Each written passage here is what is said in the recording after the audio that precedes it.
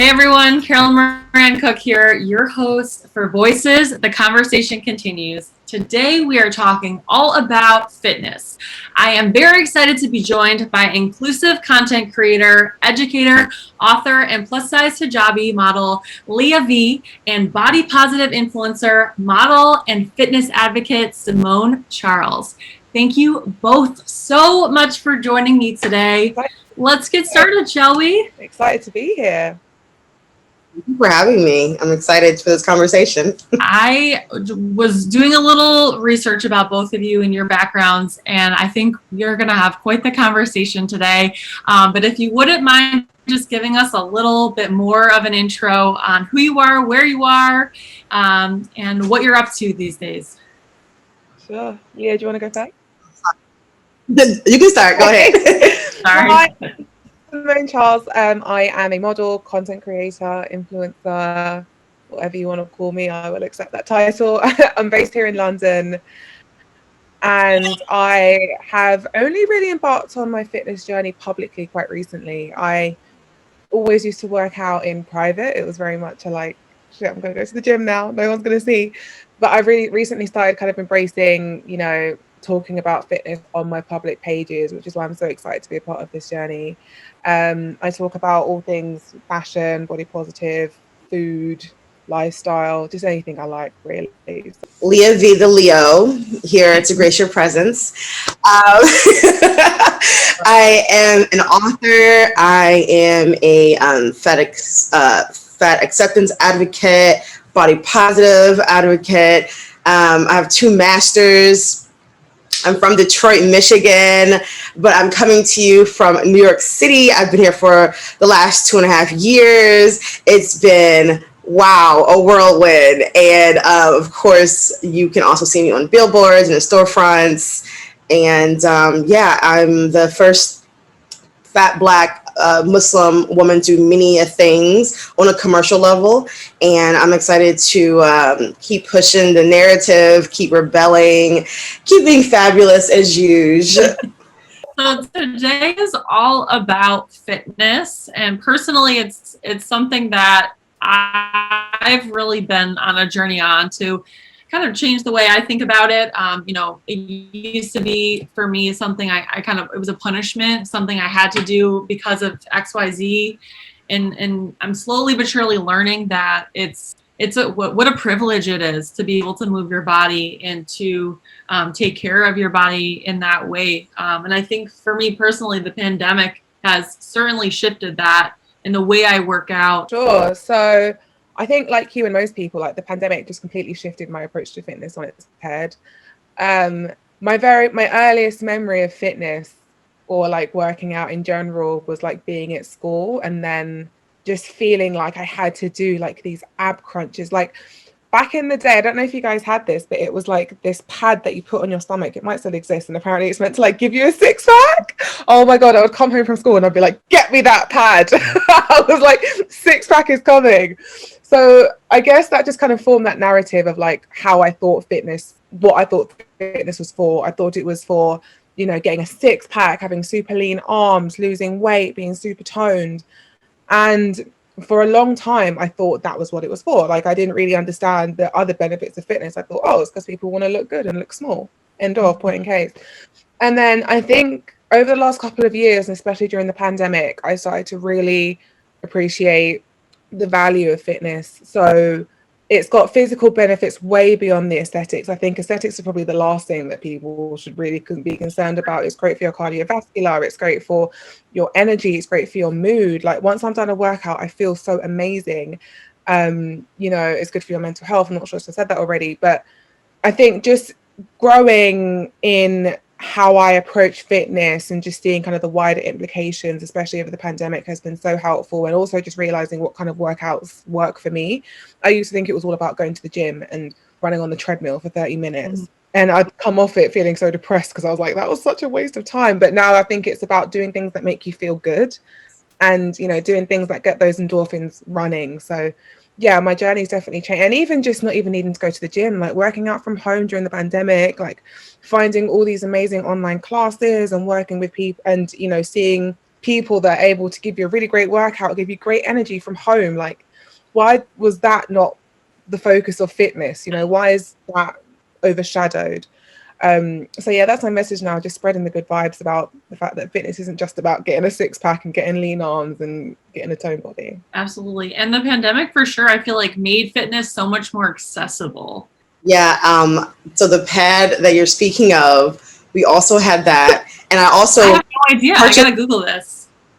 It's literally a pad, and it has like I don't know, electrodes in it. I'm sorry, I'm not scientific. But it's like and it's supposed to like pulse your six-pack. And so like you, I was like, yo, I need this six-pack electrode device that's gonna give me a six-pack. And it kind of shocked you a little bit. Yeah, like really electric shock. Yeah, I'm just like, oh yeah, we're about to be six-packing all summer. Good on it. Like, not even thinking the scientific, like, genetic code of my body is not meant to have a six-pack, and I definitely wouldn't get it by putting a pad on it. You brought back like hella memories with that pad. Like, I'm a little bit triggered, but also it's funny. I talk a lot about my journey of just self and my journey of body. Not even just like when it comes to fitness, but like you were talking about, like the mental aspect, like the mood aspect, and all these types of things. And I just remember doing the Richard Simmons dance tapes. I'm telling you my age. The Richard Simmons dance tapes, and then also the Billy Blanks tie bow tapes, which I would do excessively, hoping that I would just like really get thin. In addition to that, I had an eating disorder that I would just like do a Billy Blanks tape at night, then do the Richard Simmons in the morning, and then just basically chew on sugar-free gum and a handful of pretzels. And so that was the type of stuff I was doing to get smaller, and not understanding that, you know, I was hurting myself in multiple ways. And for me, fitness was always punishment. Like you just said, it was punishment. Like, okay, if you had a slice of pizza, okay, you need to exercise for 2-3 hours because you never should have had that, like, ever. You should never, as a fat person, you shouldn't even be eating, honestly. And that was my mentality and so many other people's mentality. And so diet and exercise was definitely a punishment for me in a very, like, sadist way. And it took me some time and therapy and seeing fat people move their bodies, seeing marginalized, seeing individuals who aren't fully able to use all their limbs out here killing it and doing it in their own way.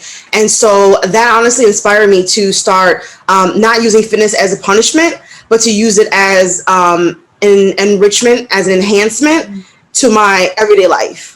So I was very interested in yoga and Pilates at one point because I have arthritis in my knees. It's just a genetic thing. Like, some people just have arthritis in their knees. Some have it early on. Some have it later on in life. And so I was told that I need to strengthen like my glutes and strengthen like different parts of my body. And I needed to do it in a way that was kind of low impact a little bit.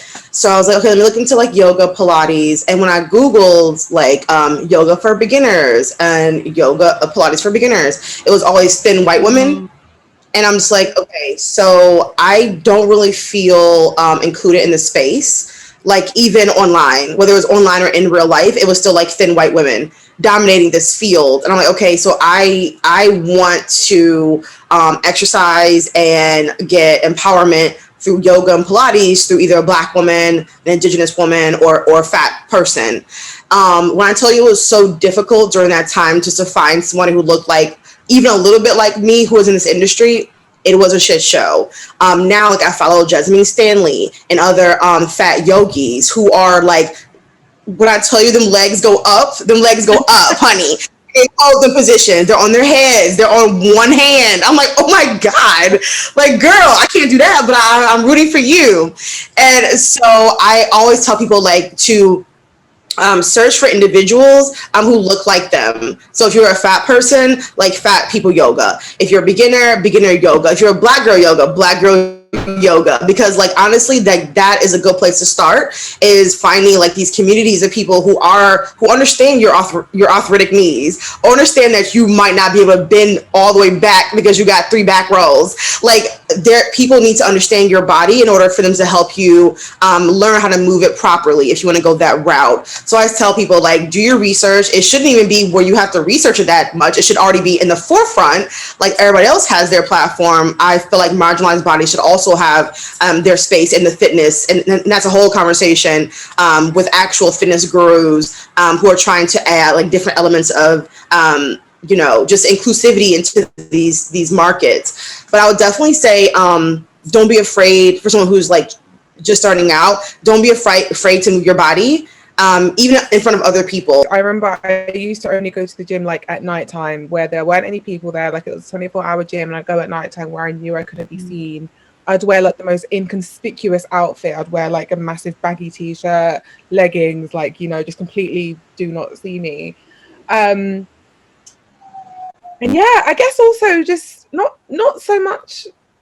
I guess it's just the feeling of being watched in general. Like, even outside of the gym, like, I've recently got into running. I'd say over the last couple of years, even before the pandemic, like, I ran a half marathon just before the pandemic hit in March 2020.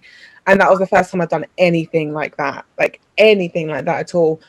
And I remember I was training for it. And when I first started training for it, I was just like, oh my God, everyone's probably looking at me. Oh my God, they're probably watching my rolls and watching my jiggles. And oh my God, I can't go out. And then after a while, I was like, who gives a fuck? I was like, who cares? The only person that cares is me. Yes. And the only and am I going to okay, so fine, someone might look, but am I going to let that one glance stop me from going out and having a good workout, from having a good day, from doing what I need to get done, from sticking to my training plan? No, I'm not. So I definitely feel like, yeah, in terms of things that people can do, definitely get over, accept the fact that you may be watched, but then also just try and go past it, try and look past it. At the end of the day, everyone's got their own shit to do. Like, you've just got to kind of overcome that hurdle.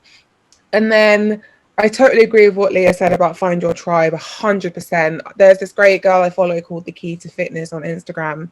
And she's a thick girl, she's got thick thighs. And I've been following her for so many years, and she works out so crazy. Like, her workouts are so good, but she's never like promoted the narrative of losing weight. She's never been like, oh, I'm trying to get lean. Like, she doesn't even really talk about aesthetics at all. She just says, this is the workout that I'm doing and this is how I feel. So and she really inspired me because she'd wear like bright yellow leggings in the gym, and she'd be wearing like a sports bra crop top, and I'm like, get it, maybe I can do that. You can do it, maybe I can do it. So yeah, definitely. And then, looking at the comments, it's finding the person that you follow that you admire, but then also looking in the comments and seeing other people are feeling the exact same way, and other people are probably having the exact same anxiety you are. So just having people around you not literally around you, but having people on your phone that, you can kind of turn to and you can look to when you want that inspiration.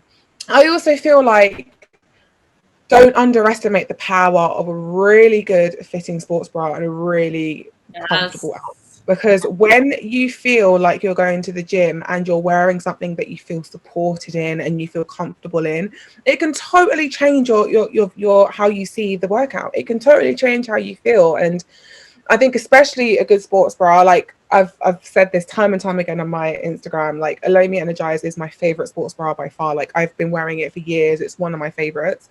Like, when I put that on, that I know that's my running bra, because I know that my boobies aren't going nowhere. These babies, they are locked in, like they're not going nowhere. So yeah, just find a really great outfit. Like, find something you feel good in. Find something and you're like, yeah, I could work out in this. I feel good. And, find your tribe, and then take it slowly as well. I think there's such a pressure when you're like getting into fitness. You're like, right, I'm going to run 15 miles on the first day. I'm going to do headstands on the first day. And it's like, actually, no, you don't have to. Like, do half an hour, 20 minutes on one day, and then, take a break, do 20 minutes another day, experiment, see what you like, go on YouTube, see if there's places in your local area. Like, take it slow and build it up. It takes baby steps, and I think it takes a little bit of trial and error to kind of figure out like what feels good for you and your body and whatever that means. I totally agree with you there. And then in terms of a bra, I cannot, in all aspects of your life, when you're undergarments are on point. Getting dressed is a little bit easier. Moving around is a little bit easier. And I feel like your posture is up. You're opening yourself to new experiences around you. And you're like, and it just kind of creates this ripple effect. And it might sound so trivial, like a bra can really do that. Yes, it can. Absolutely. So do you feel, I think we've talked about this a little bit earlier, but do you feel like a type of stigma as working out as a fuller figure women? I mean, I do think that there's definitely stigmas surrounding it. And just to say the other side, I also believe that a lot of plus size women, plus size human beings put it on themselves as well. Mm-hmm. And I on my Instagram, we have the hard conversations about self. Okay, we have hard conversations because sometimes a lot of people do be like, oh, what was me, or everyone's doing it to me, and I'm a Leo, so I'm talking to myself first. Okay, I'm attacking me first. Okay, attacked. A lot of times we put stigmas on ourselves as well. We have to, we as a plus size human being, as a fat person, we're not going to have all the tools. That should just, we're not going to have that cheering section of a straight size woman on social media. We're not going to have all these systems put in place for us to succeed. So and of course, like, we're trying diligently to get these systems broken, destroyed, trashed, glass ceilings shattered. But in the process of doing that, we definitely have our work cut out, and you have to be your own fucking cheerleader. Like, you really do. You have to change those things. Because other people are looking at you, like the next generation is looking at you. I have nieces who are one's curvy, one's straight size. I know what they see. I know what they're seeing and how they're feeling and all the pressures that's put on them. And I tell them, like, you have to create your own narrative. Like, you have to create your own narrative at the end of the day. And I have to constantly remind myself that too, because I get stuck in those ruts of like stigmas and stereotypes and like, okay, am I doing enough to not be a stereotype? Am I doing enough to break a stigma?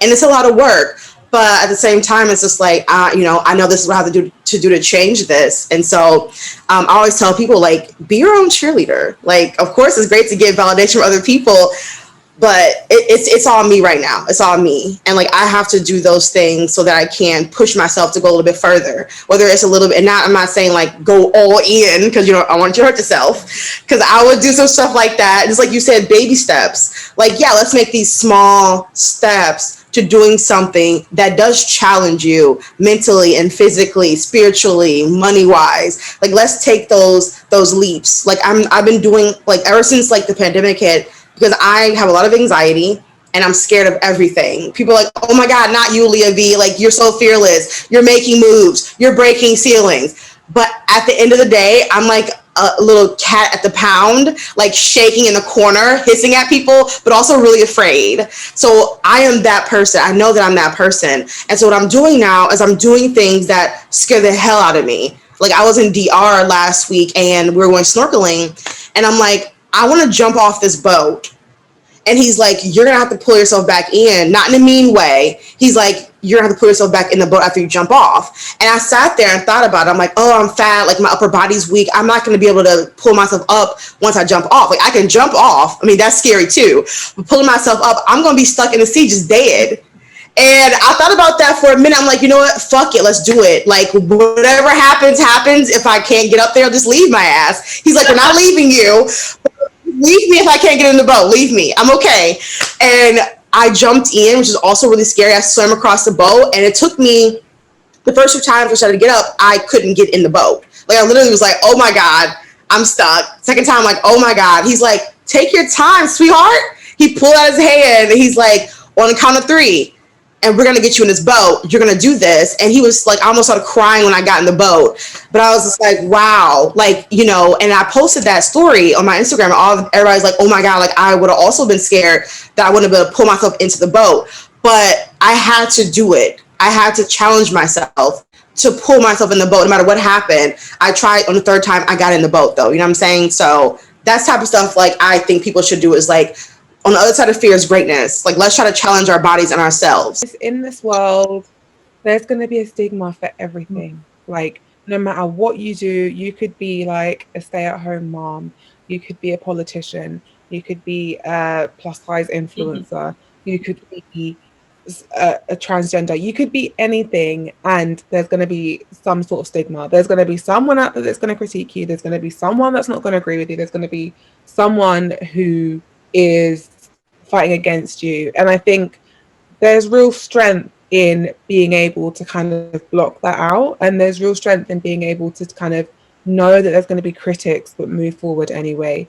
We speak about fitness, and I think there's this idea that, like, I don't know, you've got to kind of, I've said this before, fit into a certain box. And when you're openly talking about fitness and you're not fitting into that box, you're opening yourself up for criticism. And being able to channel that out and focus on the core of what you're doing, which is you're doing this for your health, you're doing it because it feels good, you're doing it because it gives you that mental break from work, you're doing it because it makes you feel XYZ. That's the core of it. And being able to have that override the noise of all the critics and the people that want to be telling you not to be doing things, um, I think is really powerful, and something that, to be honest with you, I didn't really understand until probably quite recently. Like, you know, people are going to critique you no matter Yes. what you do. So the best thing you can do is just focus on yourself and what feels good. Um, I think also switching the narrative from we're working out to lose weight to we're working out full stop. Like, that's something that I really hope that, you know, if future generations understand, like, working out isn't just about losing weight. And I wish I knew that when I was younger. I would have saved myself a lot of tears if I knew that, because I'd be working out like a woman on AA batteries, and then, you know, get on the scales at the end of the week, and all my vitals would have improved, but the scale wouldn't have moved, and I'd be in tears. I'd be like, oh my god, I've not lost any weight. But then it's Yeah. like, I gained so much more, but because the industry focuses on that scale, those measurements, how big is your waist, how big is your, like, we need to kind of look beyond that and look at, we're humans. There's so many facets to being a human. So to limit all of our potential into that scale Yes. and that measurement is such a, is just doesn't do us justice. Like, there's so many other things that you can benefit from working out and being active. And when we say working out, again, it's not just, you know, going hard in the gym. It can be going for a walk after having not walked for so long. It could be Funny. doing yoga for 10 minutes. It could be anything. So I think just unlearning everything the media has been plowing into us for Yeah. pretty much our whole lives up until this point is so important and so powerful. What a powerful shift that is when you're able to, like, recognize and not absorb it, right? Yeah. So at this moment right now, what does healthy look like to you? Um, it's so funny because today has been quite a bad day for me. Like, I've you know, started my period and I'm feeling really bloated. So happy for me right now looks like going to get a bar of chocolate after this Zoom call, which I'm fully planning on doing. But yesterday, but you know, it's life. But Yeah. yesterday, sorry, did you say happy or fit? Healthy. What does healthy look like? Healthy. Yeah, exactly. So that's what healthy looks like to me today, because that's what my heart wants. And, you know, it's not always about eating super, super healthy. But yesterday, healthy looked like, you know, going for a run, which is totally fine. So I don't think there's one definition of what healthy looks like for between different people, but also between the same person, even on the same day. What looks healthy for me now might not be what feels healthy Sure. for me next week. You know? So it's really hard to say, but as long as I can feel good in myself fundamentally, so I can, you know, still do what I need to do in the day, I can still function, I can still do the things that I enjoy doing and feel good about it. That's what healthy looks like and feels like I for love me. that. Leah? That was powerful. I was soaking up all the good vibes, all the melanin beauty from you. You were speaking, so I'm just like, yes, I agree. all the good lies said today.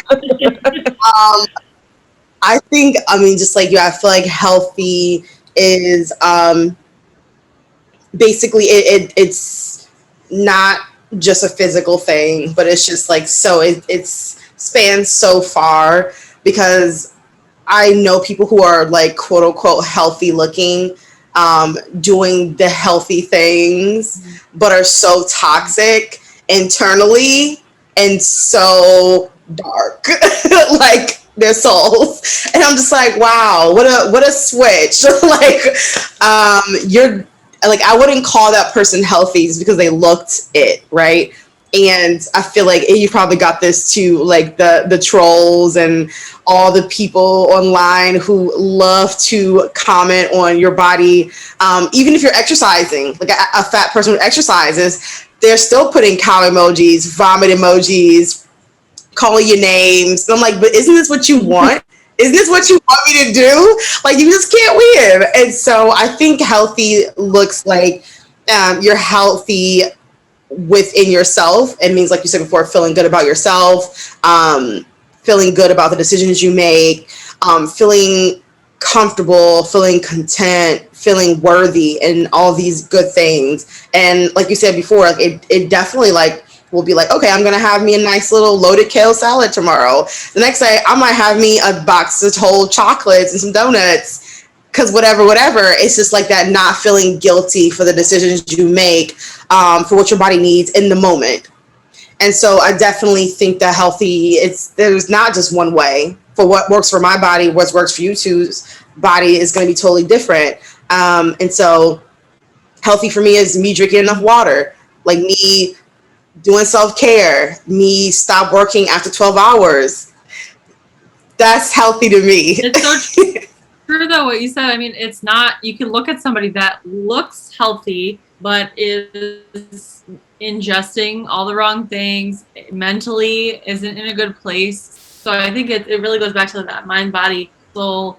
It's a holistic approach, right, to health and everything. You have to have a little give and take. You know, no one's ever going to be 100% of the time. I don't even trust people who are like 100% healthy. 100% healthy outward. I don't trust them at all. Like, I'm eating a salad today and every day. I meal prep every day. I'm like, girl, let me eat my sandwich. Like, why do you feel the need to broadcast this every day to people? Like, I don't broadcast. I'm eating a sandwich every day. Like, I feel like they want to starve for meal prepping and doing the right things. It's like, sweetheart, go do your thing, live your life. If you want to eat bland chicken and rice every day, good for you, sweetheart. Here's some stickers. But stop trying to make people feel bad for not meal prepping every single day or not, or eating something that they shouldn't have. Like, why do you feel like you need to bully people into submission of bland food? Yeah, that's I don't. Right. Live and let live. Simone, Leah V, thank you so much for just sharing your heart and being so open with me today. I'm so happy that both of you were able to join me. So thanks for taking the time to speak with us and the rest of the Elomi community.